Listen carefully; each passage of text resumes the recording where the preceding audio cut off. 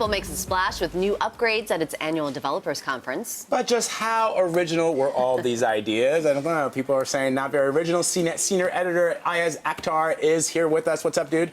Not much. Apple was a big story yesterday, so there's lots to talk about. Yeah, so there are critics that are saying a lot of the things that we saw, especially when it comes to the iOS operating system, were not very original, not very new, that Google, in many cases, already had very similar things. The new streaming device, the new streaming app was not all that different from Spotify. They've got a huge customer base. What's going on? Yeah, when it came to Apple's announcements, we saw a lot of catch-up when it came to this, because Android's got a lot of cool features, Microsoft's Windows has a lot of cool features, and to get iOS to parity, they had to, I wouldn't say steal, but yeah, they stole some ideas, right? If you want to have actually 2 windows up at one time, 2 apps at one time, you're going to be able to do that with iPads soon.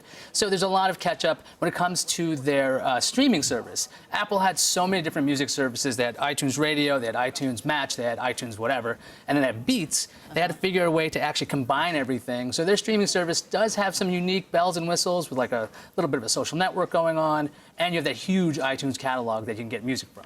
All right, we did say something that was new, though, and a lot more women were on stage. Yeah. So that's a first for Apple, right? Yeah, it's been a while since there have been women on stage for Apple, and there was only a lot being 2, actually. There's not a lot of women on these developer conferences, and we saw a lot more of that in the Google keynote and Microsoft's keynote as well.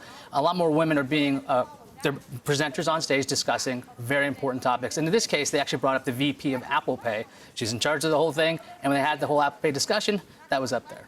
Ayaz, just going back briefly to the streaming service, so are they going to consolidate all of those other or all those other music apps into Beats, or because you raised an interesting point, iTunes Match, which allows you to match your existing playlists with what you may have in the cloud. I mean, so I'm just trying to understand what they're exactly trying to do. Yeah, that's exactly what I was trying to do this morning, because they had so many different things. Yeah. Like, what exactly do they do? I read up Apple's information, and so what they're going to do, you're still going to have iTunes Match. So if you own any songs that don't match what they have, it'll be uploaded. You'll have access to it through Apple Music. That's going to be the new name. Okay.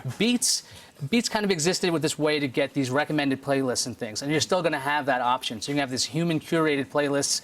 On top of that, there's a new radio, 24/7 radio station that they're going to be running into this.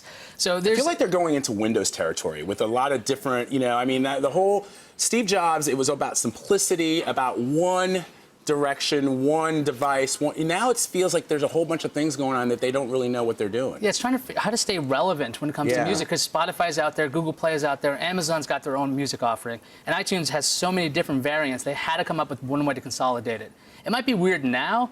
In a couple of years, we'll be like, oh yeah, remember when it was all weird? Yeah, I remember when it was so weird, but now it'll be very different. All right, let's talk about one of Vlad's all-time favorite topics, the iPad Watch. And they're already calling for an upgrade, right? This is only 2 months in. Right, so in the fall, there's going to be Watch OS 2, and this is going to bring a lot of functionality that people really want to have. Okay, so one of the simplest things is something like a native app. So if your phone isn't nearby, the watch will actually be able to still do stuff. I know that sounds crazy, but that's going to be one of the bigger things that's going to change.